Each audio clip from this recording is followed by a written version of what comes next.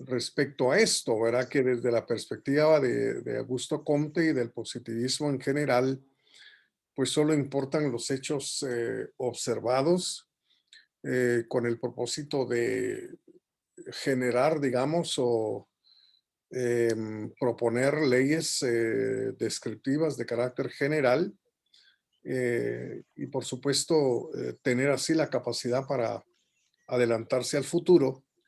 Y pues concluíamos en que el pensamiento de Augusto Comte nos conduce a que el conocer equivale definitivamente a controlar, ¿verdad? Entonces, a partir de aquí, eh, vamos a pasar entonces a lo siguiente. Eh, Desde la perspectiva de Augusto Comte y en conformidad con lo que habíamos visto anteriormente, hay una ciencia que sale definitivamente sobrando.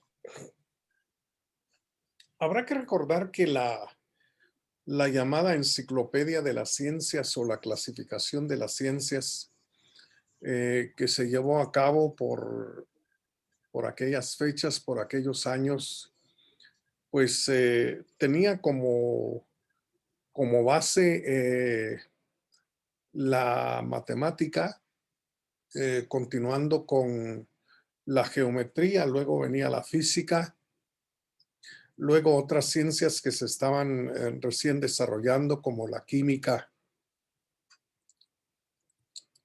y bueno, la astronomía, no digamos. Y entonces, pues, de alguna manera la psicología, pues también llegó a ser considerada como parte, digamos, de esa estructura de las ciencias. Pero Augusto Comte rechazó rotundamente el carácter científico de la psicología que por aquellos años se cultivaba. Y hay que recordar que la psicología entonces, o la corriente psicológica dominante a principios del siglo XIX, era la denominada psicología introspectiva.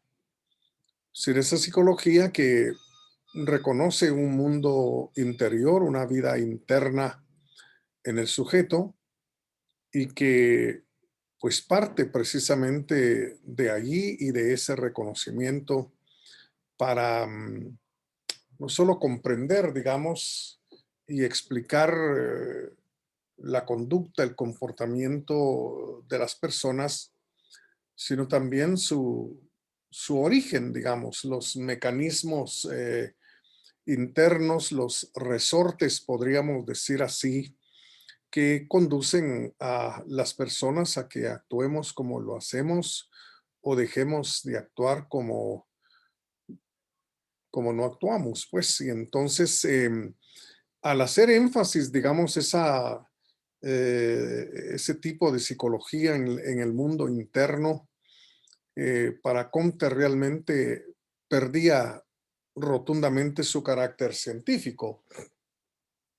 Primero, por el énfasis que se venía haciendo desde Descartes en reducirlo todo a lo estrictamente físico y reducir también todo conocimiento a la física, es decir, esa razón fisicista, esa tendencia al panfisicismo que Descartes realmente había inaugurado y había promovido. Entonces, Descartes definitivamente deja a un lado la psicología, carece definitivamente de carácter científico, esa psicología introspectiva. Entonces, yo diría que desde entonces la psicología viene padeciendo hasta nuestros días una especie, digamos, de complejo de inferioridad. Los mismos psicólogos hoy mismo tienden a calificar su propia disciplina como una ciencia débil, ¿verdad? como quien dice, le hace falta, digamos, la columna vertebral, que es la experimentación, la observación bajo condiciones controladas.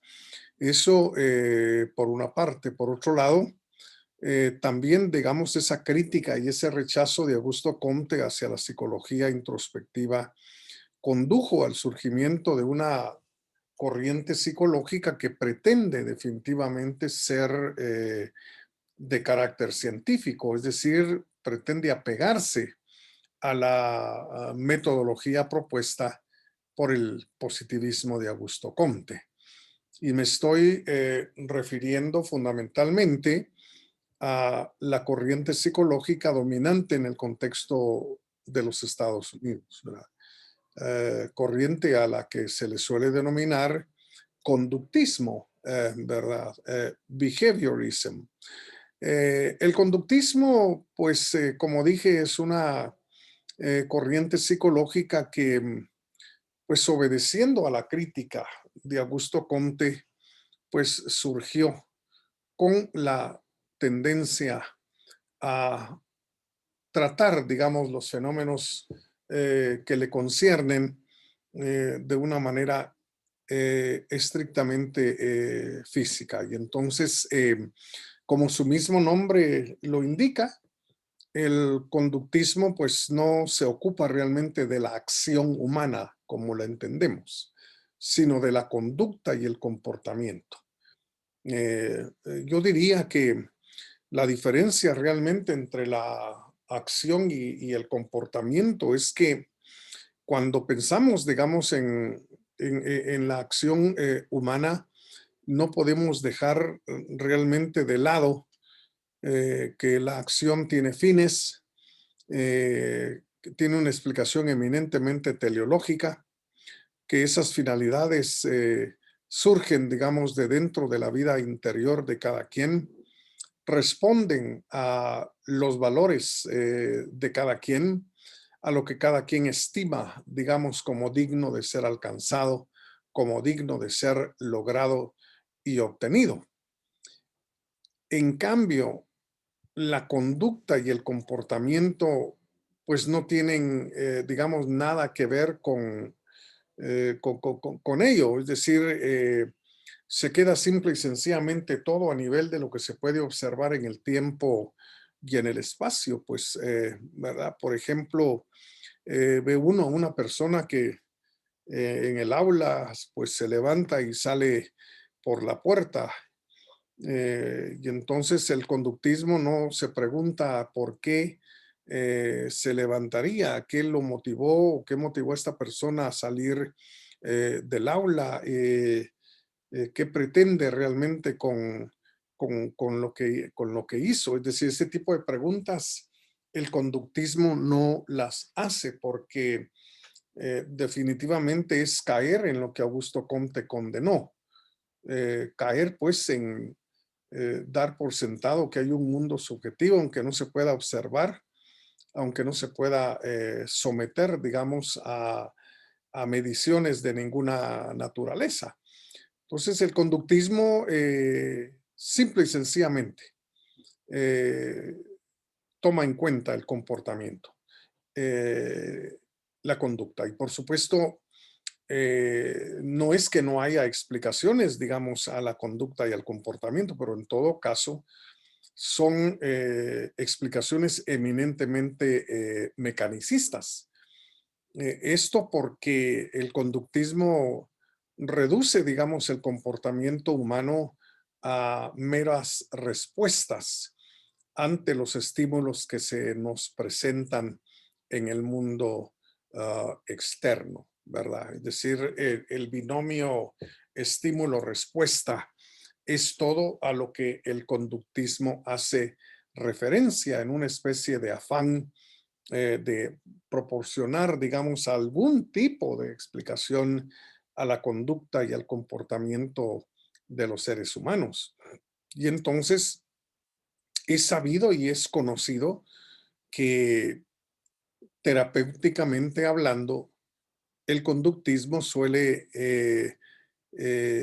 proceder basándose en la idea de que si el estímulo es algo agradable para un organismo, entonces ese organismo se sentirá atraído e inclinado eh, por ese estímulo.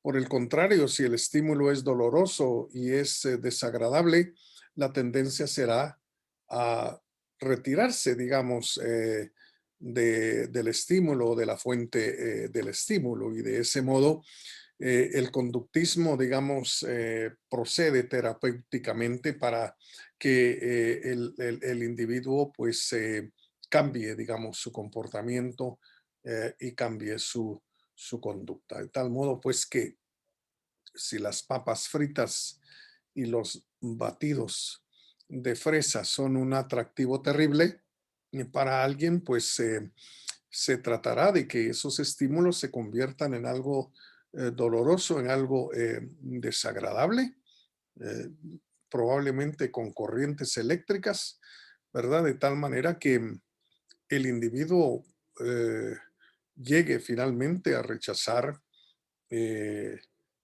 esos estímulos, ¿verdad? Y renuncie definitivamente a comerlos. Y entonces, pues estos tratamientos que se probaron, digamos, sobre todo después de la Segunda Guerra Mundial, con los soldados que provenían del frente con muchos problemas, con muchas dificultades, pues a veces resultaron peor que la enfermedad misma, ¿verdad? Entonces, pues estas consecuencias podemos extraer de la idea kantiana de rechazar la psicología que en su momento se cultivaba por considerarla como no científica. Pero también hay que tener en cuenta aquí que sí es cierto que hace falta una ciencia, o perdón, si es cierto que sobra una ciencia y hay que eliminarla, que es la psicología, también hace falta otra. Y entonces Augusto Comte viene con la propuesta de una ciencia que permitirá el estudio, digamos, de la vida en sociedad, supuestamente como nunca antes se había logrado. De modo que aquí podríamos decir que eh, resultó profundamente afectada, por un lado, la filosofía social y por otro lado, la filosofía política también. Comte consideraba, digamos, que tanto la filosofía política como la filosofía social eran discursos eminentemente especulativos sobre lo que ocurre en la sociedad. Y entonces, como él promovió, digamos, la muerte de la filosofía en general, pues estas dos disciplinas filosóficas también tendrían definitivamente que desaparecer. Y entonces la encargada, digamos, de proporcionar el conocimiento sobre la sociedad sería precisamente la sociología.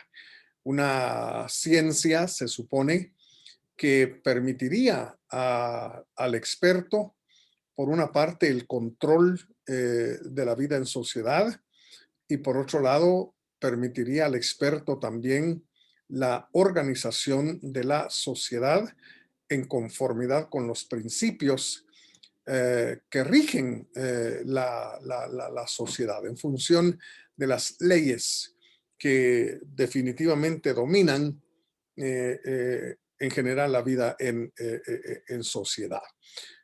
Aquí hay obviamente una actitud, como dijéramos, fisicista, porque tenemos que recordar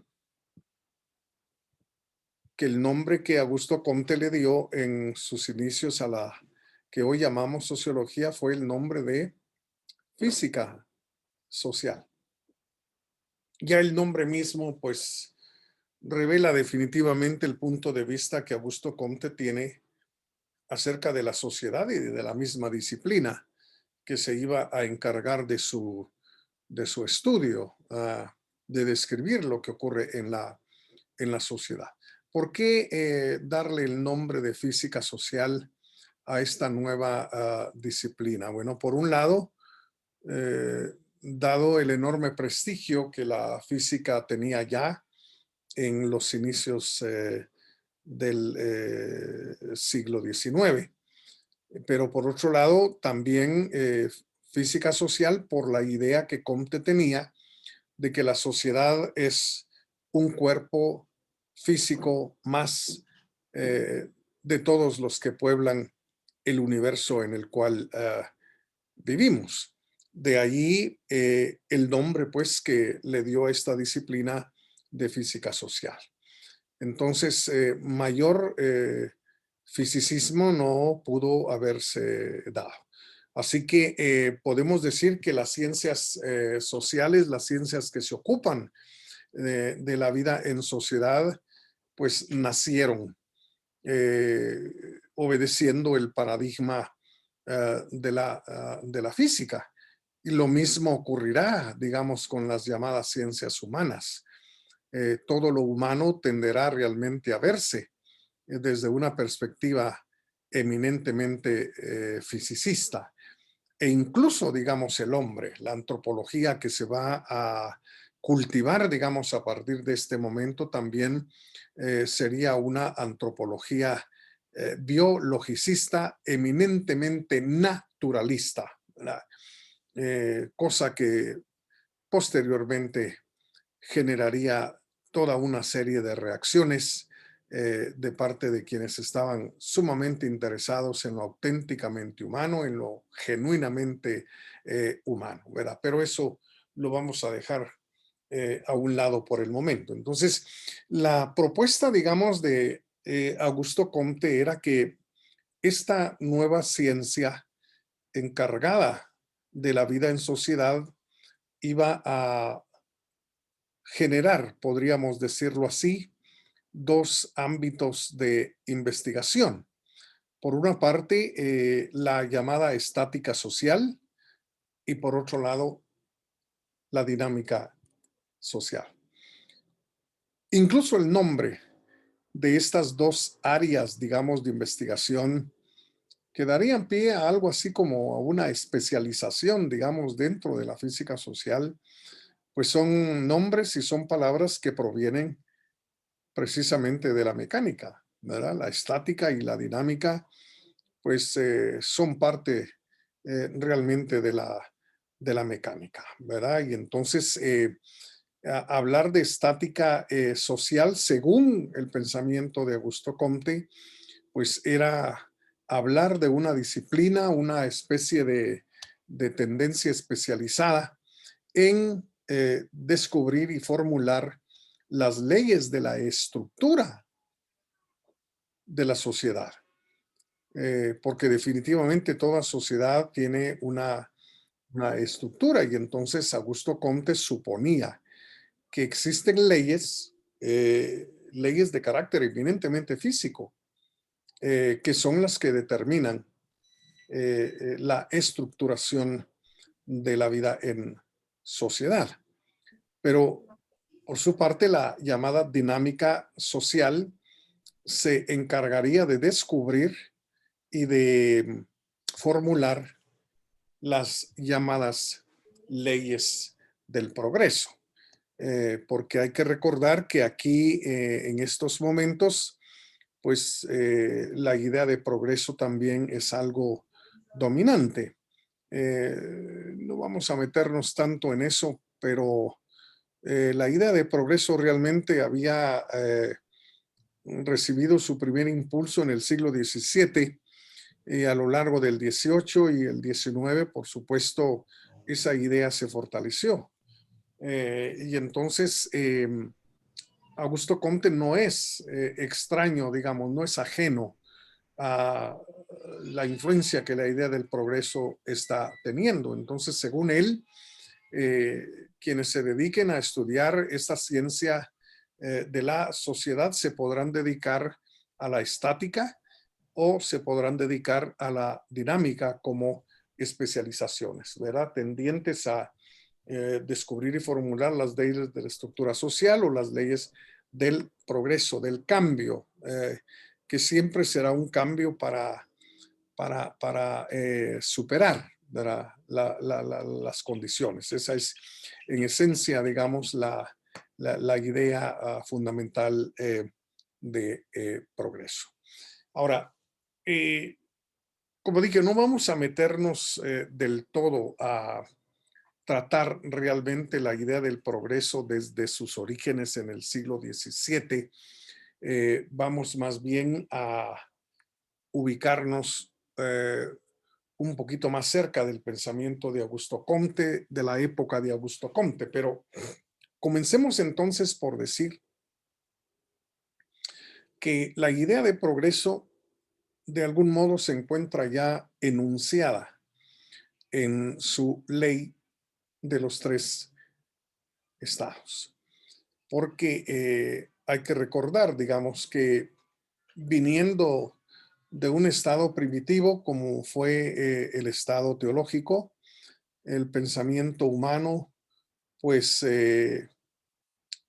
fue conducido a la etapa metafísica, lo cual obviamente es una especie de superación. Y por supuesto, posteriormente al estado científico, al estado positivo. Y entonces es obvio, pues, que eh, ya está aquí enunciada la idea de progreso, está de alguna manera presente en la idea de los tres estados por los cuales ha atravesado el pensamiento de la humanidad. Ahora, recordemos aquí en cuanto a la idea de progreso una cosa. El pensamiento antiguo, podríamos decir casi en general, mantuvo una visión hasta cierto punto trágica de la historia. Yo diría que casi no hay cultura que no haya promovido, digamos, esta idea de la historia trágica, digamos, en el sentido de que la historia es una especie de caída, una especie, digamos, de degradación. Y esto, pues, lo podemos ver en la tradición occidental en términos generales, como el pensamiento griego, el pensamiento latino y, por supuesto, la tradición judeocristiana, ¿verdad? Recordemos, digamos, que para el pensamiento griego, para la filosofía griega, pues hemos caído realmente de una edad de oro para entrar en la historia, en la temporalidad, que se considera definitivamente algo completamente lamentable, ¿verdad? Los latinos también tuvieron esa idea de que la humanidad había caído, había descendido al entrar, digamos, en el proceso histórico. Uno de los que cultivó, digamos, esa manera de ver las cosas fue precisamente el filósofo latino Marco Aurelio. Y ya no hablemos de la tradición judeocristiana que tanto peso y tanta importancia ha tenido en nuestra civilización. Ahí están, digamos, los relatos del Génesis, que nos hablan de un fabuloso paraíso en el cual el hombre fue colocado, un paraíso en el cual pues no había muerte, no había enfermedad, no había preocupaciones de ninguna clase, dolor, sufrimiento, etcétera, ¿verdad? Y que pues la humanidad fue expulsada de ese estado idílico, entrando pues en el proceso temporal e histórico que se considera definitivamente una especie de tragedia, un tránsito en el cual pues lo que nos espera es el dolor, son las penas, es el sufrimiento y finalmente la muerte, ¿verdad? Por supuesto, digamos, el pensamiento judeocristiano vino a ofrecer una tabla, digamos, de salvación. Es decir, el hombre se puede salvar superar, digamos, esta situación si abraza definitivamente la fe, sobre todo la fe cristiana. Entonces, de algún modo, el paraíso perdido será finalmente restituido. Entonces, digamos, esta última cuestión de que es posible que nos dirijamos hacia cielos nuevos y una nueva tierra, pues de algún modo vino a inspirar también la idea de progreso, ¿verdad? Es decir, estamos ciertamente en unas condiciones bastante lamentables y terribles, pero no hay nada que se oponga a que esas condiciones vayan siendo superadas, pues, ¿verdad? Esa fue de alguna manera, eh, podríamos decir, la forma gracias a la cual el pensamiento civil, digámoslo así, respondió a la idea de la degradación humana, ¿verdad? Ya sin contar con la visión religiosa, ya sin contar con la fe, sino simple y sencillamente se vino a proponer pues que también el ser humano con toda su actividad y su quehacer podría ser capaz de remontar las condiciones adversas y dirigirse a condiciones superiores, digamos, de vida en términos generales. Ahora, vamos a ubicarnos en el siglo XVIII. Nos interesa aquí mencionar fundamentalmente a dos franceses antepasados de Augusto Comte, como lo fue por una parte Turgot, fallecido en el año de 1781. Estamos a finales del siglo XVIII. Es interesante, digamos, que estos autores que promovieron la idea del progreso, que pusieron la semilla de la idea del progreso, dividieran la historia en algunas etapas. No es realmente Augusto Comte el único que va a dividir, digamos, la historia en etapas, como ya hemos tenido oportunidad de verlo en su ley de los tres estados. Turgot también hará lo mismo. Y entonces Turgot comienza por decir que las ciencias naturales, si bien se dedican a estudiar lo que se repite constante y permanentemente, lo que tiene una regularidad, digamos, fenoménica, por el contrario, la historia es realmente una acumulación de experiencias. A lo largo del tiempo, el hombre lo que ha hecho es ir acumulando, digamos, esas vivencias y esas experiencias que se van transmitiendo de generación y generación. Pero, digamos, él dice que la historia está fundamentalmente dividida en tres etapas. Fíjense ustedes que los términos cambian, ¿verdad? Pero de todos modos hay una especie de equivalencia en la terminología que esta gente está utilizando. Si usted piensa, digamos, eh,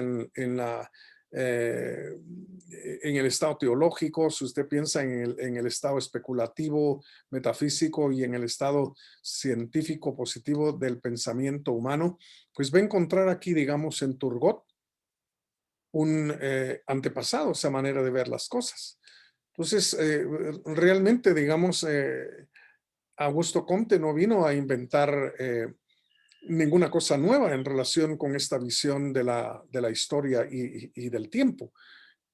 Entonces, Turgot señala, digamos, que la primera etapa histórica fue la etapa del animismo, donde la gente creía en ánimas, que todo tenía alma, y entonces, pues, esas entidades que le daban vida a todo y que explicaban realmente lo que ocurría, eran pues las realidades a las cuales el intelecto humano se refería al intentar comprender, digamos, el mundo en el cual vivimos. Pero luego vino una etapa también que él le llama estrictamente especulativa, para caer finalmente en la etapa científica, que es precisamente la etapa en la cual Turgot está viviendo. Sí, merced a la revolución científica que se había originado en el siglo anterior, en el siglo XVII. Entonces tenemos aquí de nuevo el planteamiento de que la humanidad ha venido superándose a sí misma, ha venido superando sus condiciones, digamos, porque cada uno de estos momentos en la historia supera definitivamente al anterior. Ahora bien, siempre en el siglo XVIII, ya casi terminando, digamos, esta centuria, pues aparece Condorcet, eh, uno de los grandes protagonistas, digamos, también de la Revolución Francesa de 1789, ¿verdad? Condorcet, pues, también desarrolló la idea, digamos, de que la historia se ha venido desarrollando por etapas. Hasta el día de hoy solemos utilizar las etapas que él mismo mencionó, la etapa antigua, la medieval, la moderna, y algo muy interesante. Digamos, Condorcet quien establece qué es lo que abarca cada uno de estos periodos o cada una de estas etapas en la historia de la humanidad, al menos de la humanidad europea, ¿verdad? Esto no lo habían hecho los anteriores. Turgot no señaló puntos, digamos, de referencia eh, para la etapa animista, para la etapa especulativa y la científica. No colocó, digamos, puntos referenciales a nivel temporal, pero Condorcet sí lo va a hacer. Cuando él habla, digamos, de la etapa antigua, pues de la era antigua en la historia de la humanidad, está haciendo referencia fundamentalmente a Grecia y a Roma. Mientras Grecia y Roma existen, se encuentra la humanidad en su etapa antigua. Pero luego, pues tanto Grecia como Roma desaparecen y la humanidad entra en el periodo medieval, que va desde la caída, digamos, del imperio romano hasta las cruzadas. Es decir, que ya tenemos aquí parámetros pues, para saber de dónde y hasta cuándo duró un periodo y de dónde y hasta qué momento duró el siguiente, ¿no? Entonces aquí tenemos pues puntos de referencia que es lo que antes realmente no se había dado. Y por supuesto, al terminar el periodo medieval, dice Condorcet, entramos en el periodo de la modernidad, que él pues establece como arrancando, como iniciándose con la invención de la imprenta de parte de Gutenberg en Alemania hasta la Revolución Francesa de 1789 que él había vivido directamente. Entonces ya contamos aquí, como dije, con determinados parámetros. De todos modos, lo que Condorcet realmente quiere comunicarnos aquí es toda esa superación en que la humanidad realmente se ha visto envuelta con el paso del tiempo. Entonces, de alguna manera podríamos decir que la idea del progreso es como una especie de respuesta a aquella visión pesimista que se había cultivado en las culturas antiguas, en el pensamiento antiguo, digamos, de casi todas las culturas.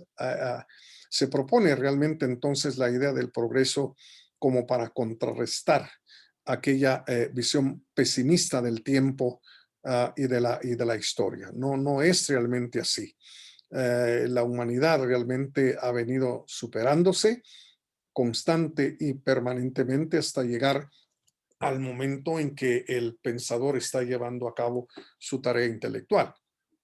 Condorcet es el padre de la idea de progreso. No fue Comte el que inventó la idea de progreso, fue Condorcet. Gracias a las influencias que había tenido antes, empezando con Turgot y otros que no hemos mencionado en el pasado, pero Condorcet realmente va a ser el que formulará la idea del progreso, el concepto de progreso tal como se manejó por aquellos años. Y entonces, Condorcet,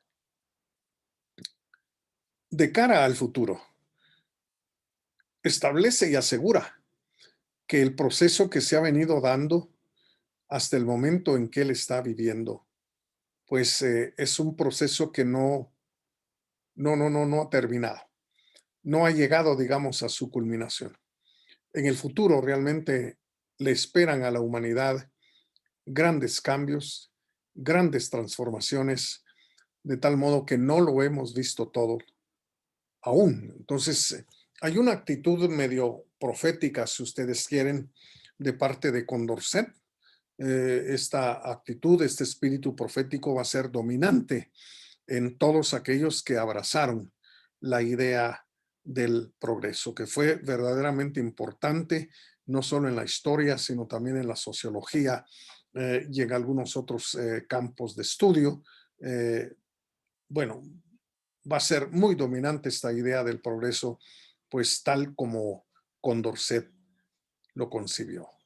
Bueno, en el futuro se atreve a decir Condorcet, por una parte, se vencerán los obstáculos que se oponen a la felicidad y a la dicha de los seres humanos. Eh, Hay que recordar que la idea, el concepto, digamos, de felicidad ha sido realmente dominante en la civilización occidental.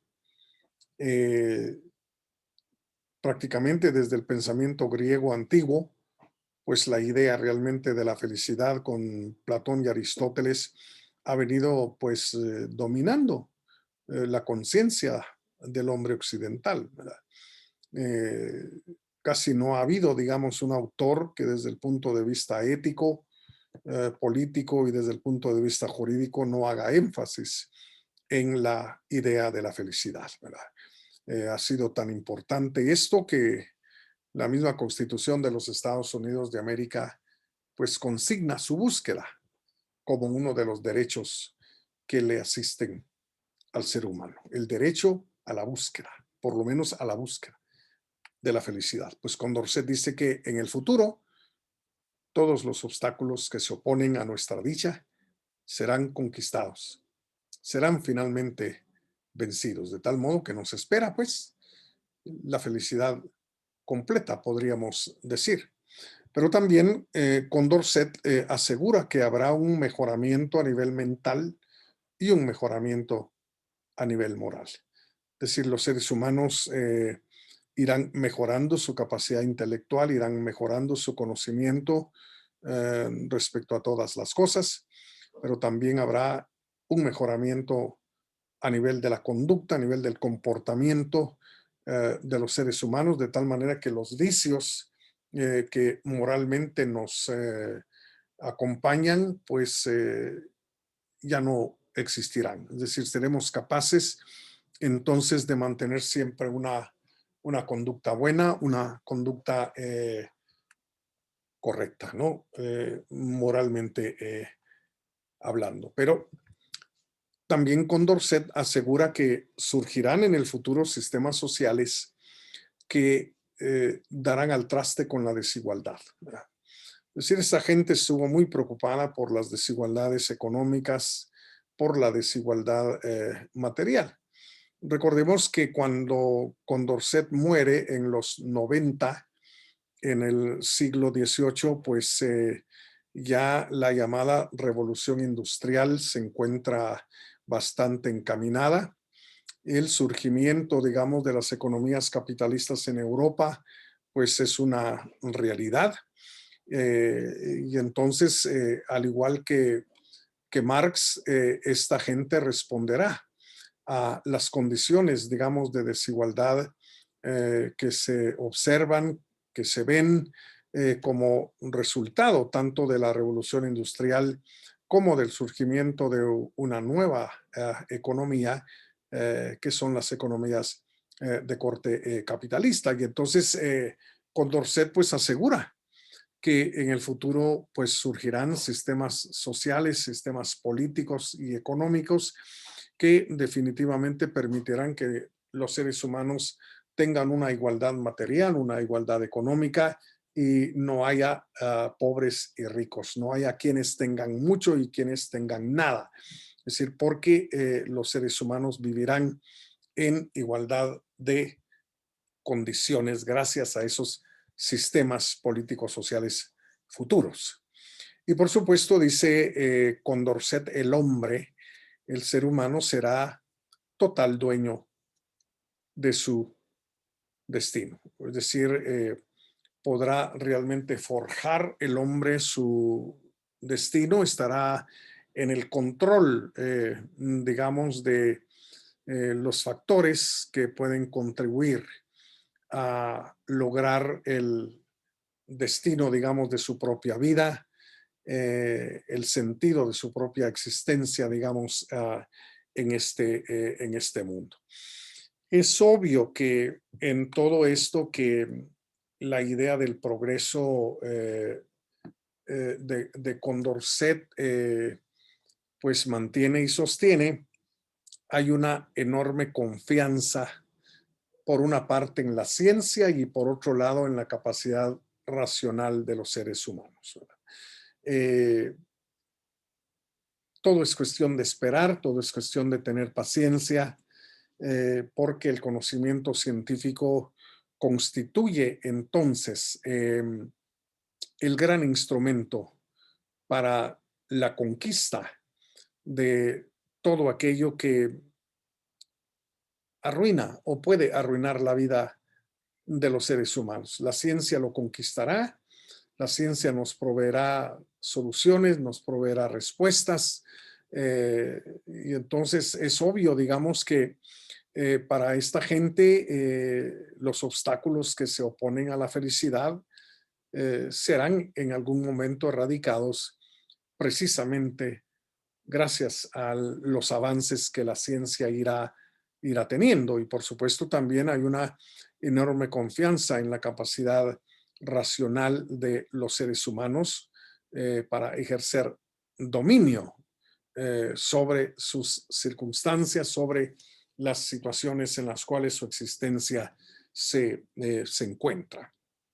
Entonces, en función de todo esto, pues Condorcet formula la idea de progreso, formula una definición de progreso, que será la definición que tendrá, como ya dijimos, un enorme peso para muchos de los que se dedicaron a cultivar las ciencias sociales. Y esa definición de progreso simple y sencillamente dice que progreso es lo mejor está por venir. Entonces, los avances, las superaciones que se habían venido dando a lo largo de las diferentes etapas de la historia, pues no lo son todo. No lo son todo. Lo mejor realmente todavía no lo hemos visto. Hay que esperar definitivamente a que las cosas vayan mejorando siempre, mejorando constante y permanentemente. Es decir, que no se acepta tampoco, digamos, la existencia de consecuencias no previstas. No se acepta, digamos, que los cambios que van a ocurrir traigan aparejadas consecuencias, digamos, desagradables. Esto realmente no se piensa.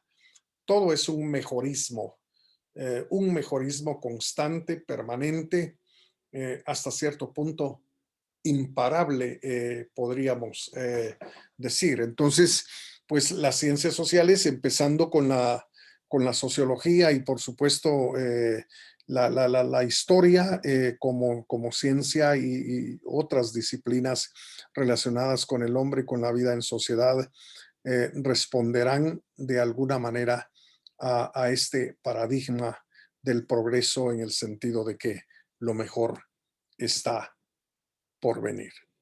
Ahora bien, Si nos detenemos un poco, digamos, en Augusto Comte para traer alguna otra luz sobre su pensamiento, pues volvemos a recordar aquí la ley de los tres estados, ¿verdad? El estado teológico, donde los religiosos eran los que dominaban, el estado metafísico del pensamiento, donde eran los filósofos con su idea de las esencias y las sustancias, en fin, etcétera, los que dominaban el pensamiento humano, para llegar finalmente a la etapa positiva, donde es la ciencia la dominante en términos generales en el pensamiento humano.